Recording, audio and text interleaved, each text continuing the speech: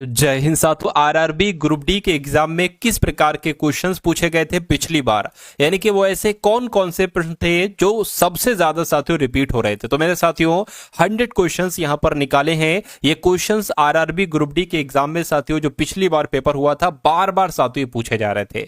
तो आप ये 100 क्वेश्चंस को एक बार अटेम्प्ट करके देखिए और चेक करिए अपनी तैयारी को कि अगर ये साथियों दोबारा क्वेश्चंस रिपीट होते हैं तो क्या आप इन सभी सवालों को कर सकते हो। तो कुल मिला के साथियों 100 सवाल हैं और 100 में से साथियों कम से कम आपको कितने सवाल करना है, 22 से 25 के आसपास साथियों आपका स्कोर होना चाहिए, कम से कम इतना होना चाहिए। ठीक है ना। तो बहुत तेजी के साथ साथियों 15 से 20 मिनट में इस क्लास को हम लोग एंड करेंगे। चलिए, तो पहला सवाल है करके प्रोटीन का संश्लेषण होता है। तो प्रोटीन का संश्लेषण साथियों कहां पर होता है, तो राइबोसोम पर ही प्रोटीन का संश्लेषण होता है। डिक्टो क्वेश्चन साथियों यही आपको देखने को मिलेंगे एग्जाम में। माइटोकॉन्ड्रिया का संबंध किससे है, तो माइटोकॉन्ड्रिया का संबंध किससे है साथियों, श्वसन से है। किससे है साथियों, श्वसन से है। कोशिका के अंदर ऊर्जा का निर्माण किसके द्वारा होता है, तो मैं कहूंगा साथियों माइटोकॉन्ड्रिया के द्वारा ही कोशिका के अंदर ऊर्जा का निर्माण होता है, आपको याद रखना है। अगला देखिए, पादप कोशिका में डीएनए होता है।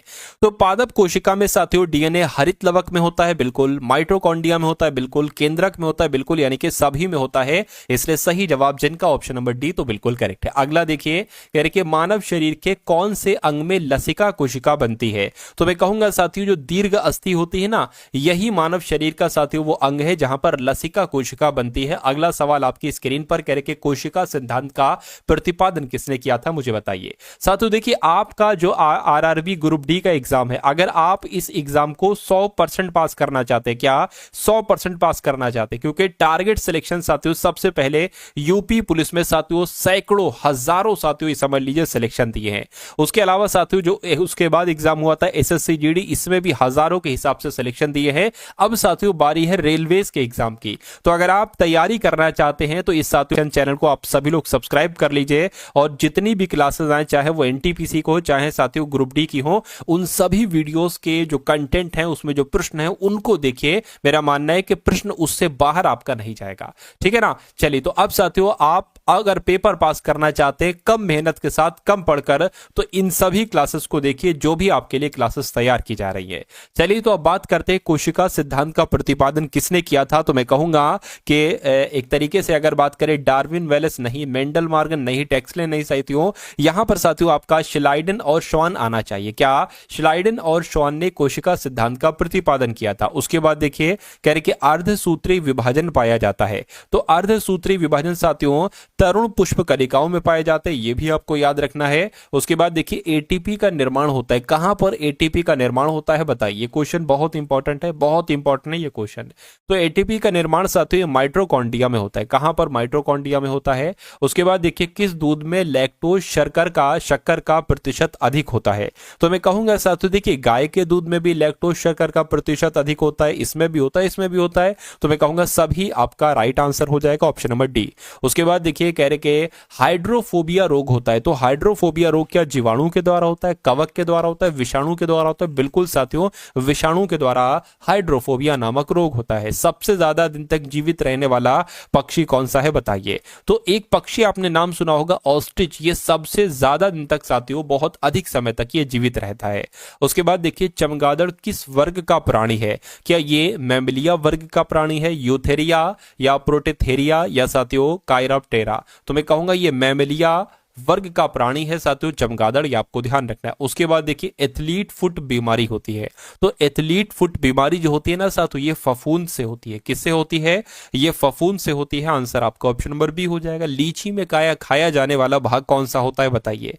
तो जो लीची का जो भाग खाया जाता है ना उसका नाम क्या होता है साथियों, उसका नाम एरिल होता है। ठीक है ना, एरिल होता है। अगला सवाल देखिए, कह रहे कि लैंगर हैंस की दीपिका पाई जाती है। तो प्लीहा में या पैनक्रियाज में, यकृत में, पिट्यूटरी में। तो आपको यह ध्यान रखना होगा कि लैंगर हैंस की दीपिका पैनक्रियाज में पाई जाती हैं। उसके बाद देखिए कह रहे कि रुधिर परिसंचरण तंत्र की खोज करने वाले प्रथम वैज्ञानिक कौन थे। क्वेश्चन भी साथियों बहुत इंपॉर्टेंट है।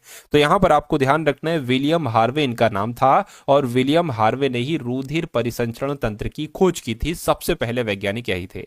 विषाणु की खोज किसके द्वारा की गई, तो विषाणु की खोज साथियों किसके द्वारा की गई, इवानोव्स्की के द्वारा ही विषाणु की खोज खोज की गई। राइट आंसर अगर आपका है ऑप्शन नंबर सी तो बिल्कुल करेक्ट है। अगला देखिए करके कुत्ते के काटने पर वायरस के द्वारा जो रोग उत्पन्न होता है वो कौन सा रोग होता है बताइए जरा।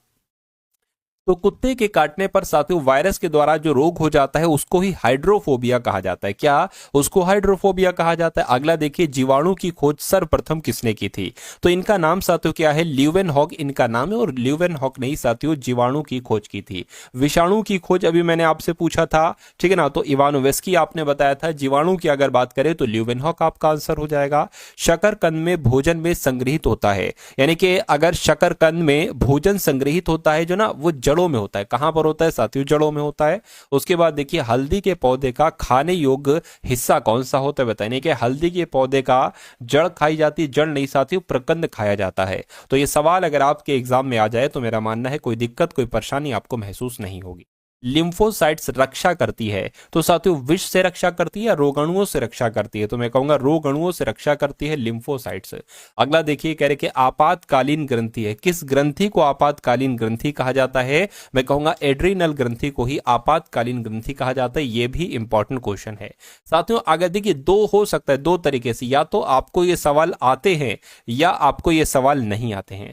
अगर आते हैं तो अच्छी बात है, आपका रिवीजन हो रहा है। लेकिन अगर नहीं आते हैं तो इन सभी सवालों को साथियों तैयार कीजिए, क्योंकि अगर आप वाकई में सिलेक्शन लेना चाहते हैं तो इस क्लास का हर एक सवाल का जवाब आपके मनोमस्तिष्क में स्टोर होना चाहिए, ठीक है ना। चलिए साथियों, अगर आपने इस वीडियो को अभी तक लाइक नहीं किया है तो रिक्वेस्ट आपसे यही करूंगा कि वीडियो को आप लोग लाइक कर दीजिए। और चैनल पर अगर आप लोग नए तो चैनल को आप लोग जरूर सब्सक्राइब करके बेल आइकन पर क्लिक कर लीजिए।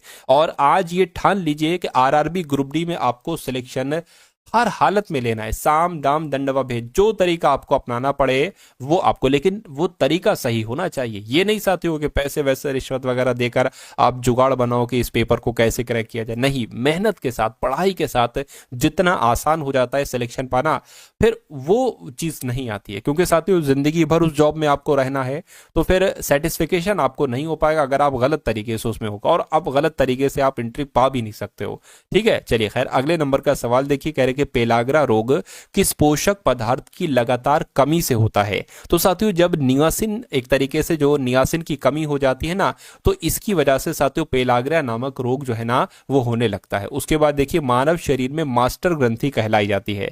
तो पिट्यूटरी ग्रंथि को क्या कहा जाता है, मास्टर ग्रंथि कहा जाता है। यह भी अच्छा सवाल है, इंपॉर्टेंट है। रक्त कब्रगाह किसे कहा जाता है बताइए, यानी कि रक्त की कब्र किसे कहा जाता है। तो मैं कहूंगा प्लीहा को कहा जाता है। इस प्रकार जिनका भी आंसर ऑप्शन नंबर ए के साथ है तो बिल्कुल करेक्ट है। अगला देखिए साथियों, पूरे 100 सवाल आप लोग देखिएगा। कह रहे कि कौन सा खनिज लवण शरीर में बहुतायत मात्रा में पाया जाता है। तो साथियों मैं कहूंगा सोडा, सोडियम, लोहा, सोडा, कैल्शियम या फास्फोरस। तो कैल्शियम आपका सही जवाब हो जाएगा, क्योंकि शरीर में बहुतायत मात्रा में पाया जाता है कैल्शियम। उसके बाद देखिए कहा जा रहा है कि लड़का पैदा होगा जब एक्स एक्स गुणसूत्र हो, जब एक्स वाई या एक्स वाई गुणसूत्र हो। तो साथियों जब एक्स वाई गुणसूत्र होते हैं ना तब लड़का पैदा होता है। ये आपको ध्यान रखना है, आंसर आपका ऑप्शन नंबर सी होगा। उसके बाद देखिए करके स्तनधारियों में मुख्य उत्सर्जी पदार्थ होता है। यूरिया होता है, यूरिक अम्ल होता है, एमिनो अम्ल होता है, अमोनिया होता है। तो आपको ये ध्यान रखना है, स्तनधारियों में मुख्य उत्सर्जी पदार्थ साथियों यूरिया होता है। अगला सवाल आपकी स्क्रीन पर कह रहे कि श्वसन दर सबसे कम होती है। तो श्वसन दर सबसे कम भोजन करते समय होती है, निद्रा में खर्राटे भरते समय होती है, दौड़ते समय होती है, टेनिस खेलते समय होती है। तो देखिए श्वसन दर सबसे कम कब होगी, जब इंसान सो रहा होगा, ठीक है। तो आंसर आपका जो जाना चाहिए वो ऑप्शन नंबर बी के साथ जाएगा। न्यूक्लियस की खोज किसके द्वारा की गई, ये सवाल आपसे पूछा जाएगा इस बार। तो न्यूक्लियस की खोज पता किसके द्वारा की गई, रॉबर्ट ब्राउन के द्वारा ही साथियों न्यूक्लियस की खोज की गई। आंसर आपका ऑप्शन नंबर सी होगा। अंतर्राष्ट्रीय जैविक कृषि फर्म संस्थान ये कहां पर स्थित है बताइए, पेरिस, लंदन, लाओस या इटली। तो मैं कहूंगा ये लंदन में स्थित है। कहां पर, अंतर्राष्ट्रीय जैविक कृषि फर्म संस्थान ये लंदन में स्थित है। उसके बाद देखिए भारत का केंद्रीय औषधि अनुसंधान संस्थान ये कहां पर स्थित है। तो ये उत्तर प्रदेश की राजधानी लखनऊ में स्थित है, केंद्रीय औषधि अनुसंधान संस्थान। अगला सवाल देखिए कह रहे कि फेफड़ों में रक्त पहुंचाने वाला अंग कौन सा है बताइए। तो फेफड़ों में रक्त पहुंचाने वाला अंग की अगर बात करें तो दायां अलिंद है। बायां अलिंद नहीं साथियों, दायां अलिंद फेफड़ों में रक्त पहुंचाता है। उसके बाद देखिए कह रहे कि रक्त का कौन सा कण जीवाणु से रक्षा करता है बताइए। तो मैं कहूंगा जो श्वेत रक्त कण होते हैं ना, यही साथियों जीवाणु से रक्षा करते हैं। यह भी आपको ध्यान रखना चाहिए, आपके एग्जाम में पूछा जा सकता है। यानी कि वायुमंडल में भारी गैस कौन सी होती है बताइए, जल वाष्प, ऑक्सीजन, नाइट्रोजन या कार्बन डाइऑक्साइड।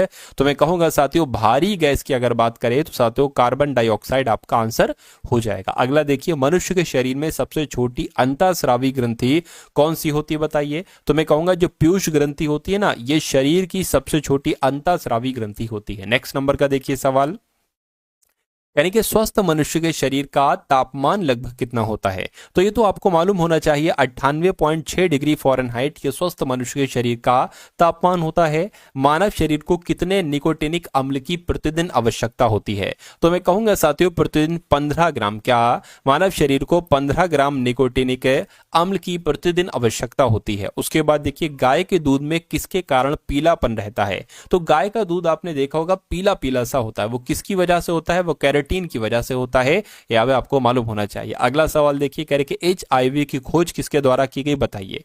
तो एचआईवी की खोज साथियों लुक मॉन्टेनियर के द्वारा की गई थी। किसके द्वारा, लुक मॉन्टेनियर के द्वारा साथियों एचआईवी की खोज की गई थी। अगला सवाल आपकी स्क्रीन पर, कह रहे कि पौधों में वाष्पोत्सर्जन दर के निर्धारण के लिए किस यंत्र का उपयोग किया जाता है। पोटोमीटर, पोरोमीटर, बैरोमीटर या टेंसियोमीटर। तो मैं कहूंगा पोटोमीटर यहां पर आपका आंसर हो जाएगा। क्यों, क्योंकि पौधों में वाष्पोत्सर्जन दर के निर्धारण के लिए पोटोमीटर यंत्र का ही इस्तेमाल किया जाता है। अगला सवाल कह रहे कि मानव त्वचा में पाया जाने वाला वर्णक कौन सा होता है बताइए। तो इस वर्णक का नाम पता है क्या है, मेलानिन वर्णक इस वर्णक का नाम है जो मानव की त्वचा में पाया जाता है। कौन सा वर्णक, मेलानिन वर्णक। अगला देखिए, कह रहे कि साथियों डायलिसिस मशीन का आविष्कार किसके द्वारा किया गया। बोस के द्वारा, कोल्फ के द्वारा, ओपेरिन के द्वारा या फाइटोक्रोम के द्वारा। तो मैं कहूंगा कोल्फ के द्वारा ही डायलिसिस मशीन का आविष्कार किया गया था। उसके बाद देख लीजिए अगला सवाल, कह रहे कि कोशिका विभाजन के समय स्पष्ट दिखाई देते हैं जीन, गुणसूत्र, डीएनए, जीन एवं गुणसूत्र दोनों। तो मैं कहूंगा साथियों जो जब कोशिका विभाजन होती है उस समय गुणसूत्र स्पष्ट दिखाई देते हैं। अगले नंबर का सवाल देखिए, कह रहे कि जराविक सेवन ये क्या है बताइए। तो ये एक साथियों कृत्रिम हृदय है। क्या है, ये एक कृत्रिम हृदय है साथियों, जराविक 7। ठीक है। उसके बाद देखिए, कह रहे कि विश्व वन्यजीव कोष की स्थापना कब की गई थी। तो विश्व वन्य जीव कोष की स्थापना तो 1973 में की गई थी। कब की गई थी साथियों, 1973 में की गई थी। और डबल रोटी के निर्माण में किस कवक का प्रयोग होता है। तो ये आपको मालूम होना चाहिए साथियों। मैं आपको बता देता हूं, सैकेरोमाइसीस की अगर बात करें तो सैकोमाइराइसिस की अगर बात करें तो इस कवक का प्रयोग किया जाता है डबल रोटी के निर्माण में। उसके बाद देखिए, कह रहे कि एचआईवी सर्वाधिक नष्ट करता है। तो लाल रक्त कणों को नष्ट करता है, बी कोशिकाओं को नष्ट करता है, टी कोशिकाओं को। तो मैं कहूंगा साथियों टी कोशिकाओं को सबसे ज्यादा नष्ट करता है एचआईवी। उसके बाद देखिए, कह रहे जीवद्रव्य की खोज किसने की थी बताइए। तो जीवद्रव्य की अगर बात करें साथियों, जीवद्रव्य की खोज किसके द्वारा की गई थी। लैमार्क के द्वारा नहीं, लैमार्क के द्वारा नहीं, तो हेरोफिलस नहीं, हिप्पोक्रेटस नहीं साथियों, ह्यूगो वॉन मोल के द्वारा ही जीवद्रव्य की खोज की गई थी। ये आपको साथियों मालूम होना चाहिए। नेक्स्ट नंबर का सवाल देखिए, कह रहे विश्व मलेरिया दिवस साथियों कब मनाया जाता है बताइए। 20 अप्रैल को, 30 जनवरी को, 20 मार्च को, 25 अप्रैल को। तो मैं कहूंगा 25 अप्रैल को विश्व मलेरिया दिवस मनाया जाता है।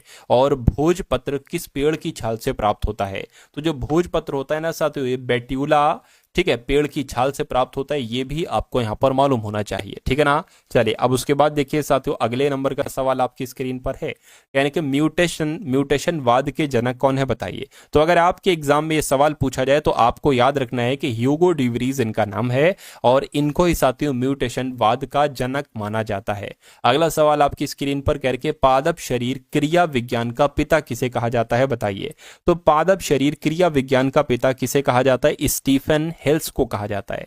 स्टीफन हेल्स को ही साथियों पादप शरीर क्रिया विज्ञान का पिता कहा जाता है। अस्थि में कौन सा प्रोटीन पाया जाता है बताइए। तो अस्थियों में साथियों पता, अस्थियों में ओसीन नाम का प्रोटीन पाया जाता है। क्या, अस्थियों में ओसीन नाम का प्रोटीन पाया जाता है। आंसर आपका ऑप्शन नंबर सी हो जाएगा।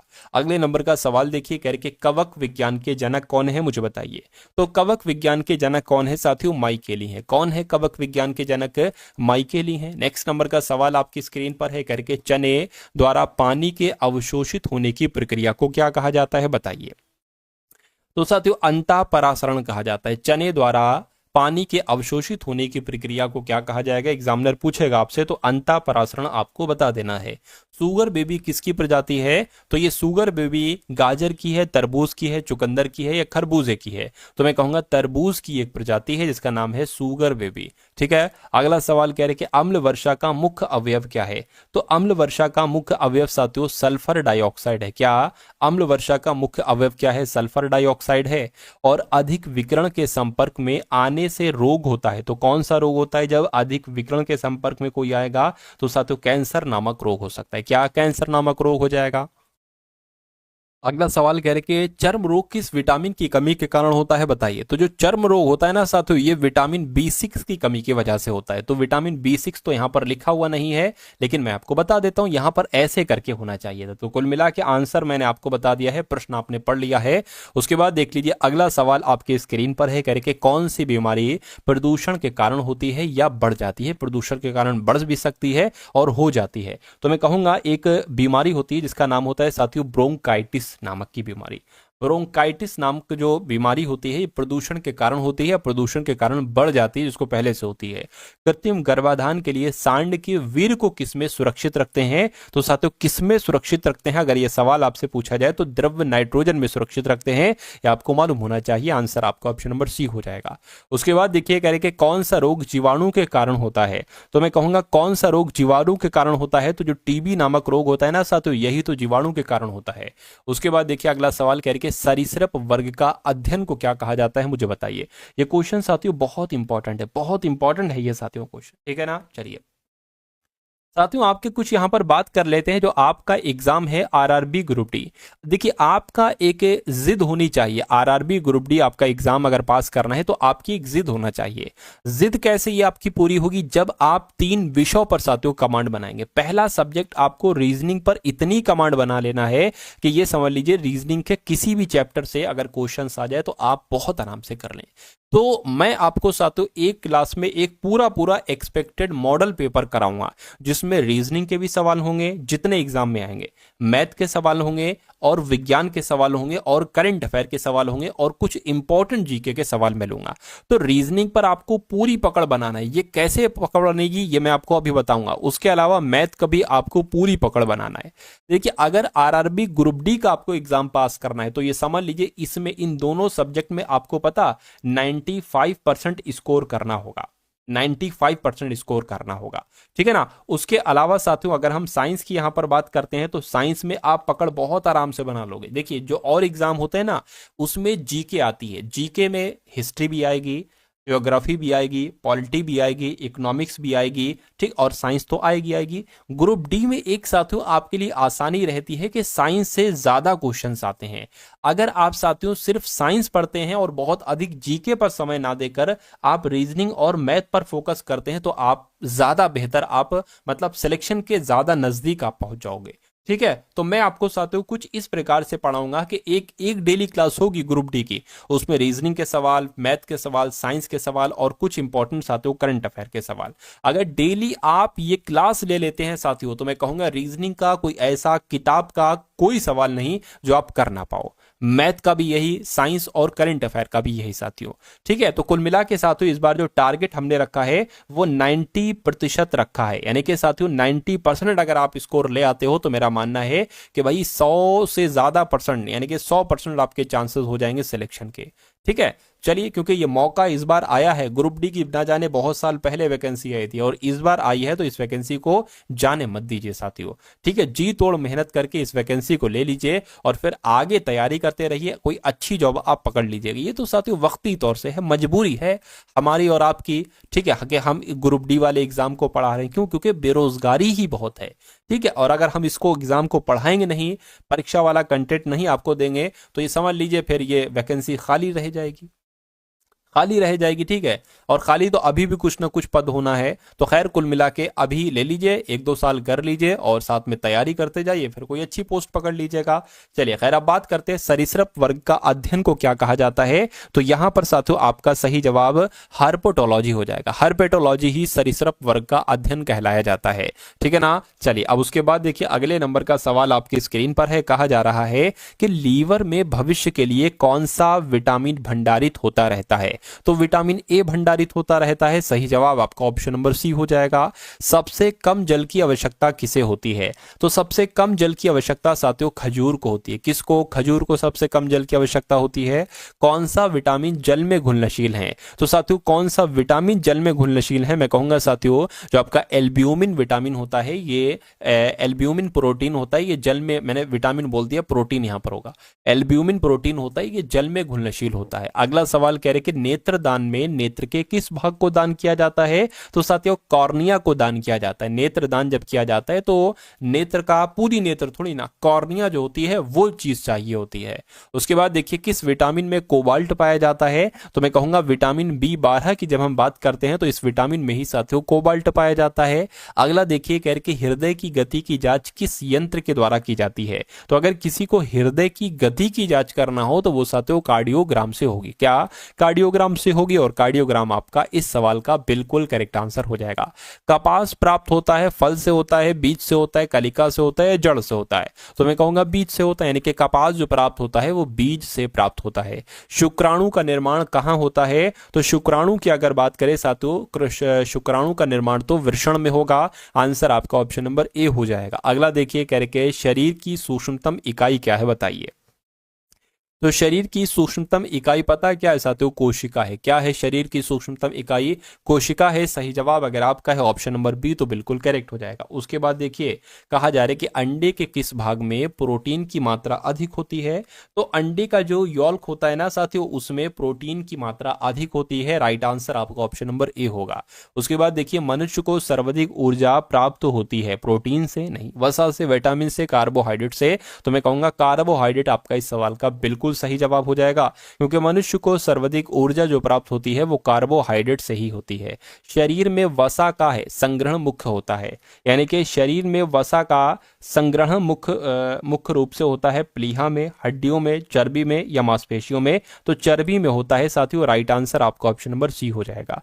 पुष्प किसका रूपांतरण है? तो मैं कहूंगा पुष्प तो प्रांकुर का रूपांतरण है। किसका रूपांतरण है साथियों? पुष्प प्रांकुर का रूपांतरण है। और किस रोग का पता लगाने के लिए एलिसा परीक्षण किया जाता है? ये भी क्वेश्चन साथियों बहुत इंपॉर्टेंट है आपके लिए। चलिए बताइए फटाफट।